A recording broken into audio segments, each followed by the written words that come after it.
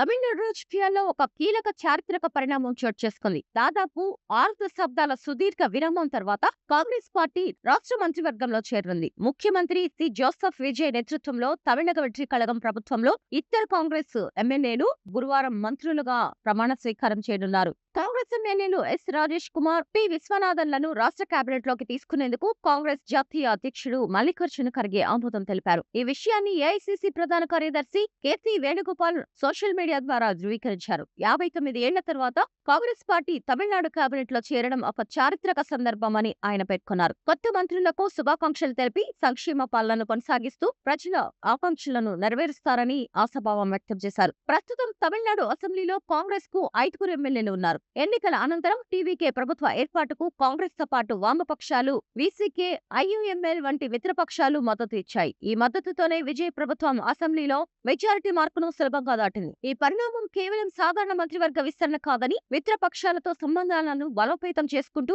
రాజకీయ స్థిరత్వాన్ని కాపాడుకోవడానికి టీవీకే నాయకత్వం తీసుకున్న వ్యూహాత్మక నిర్ణయమని రాజకీయ విశ్లేషకులు భావిస్తున్నారు. ఈ పరిణామంతో తమిళనాడు రాజకీయాల్లో ఒక కొత్త అధ్యాయం ప్రారంభం కానుందని వారు అభిప్రాయపడుతున్నారు.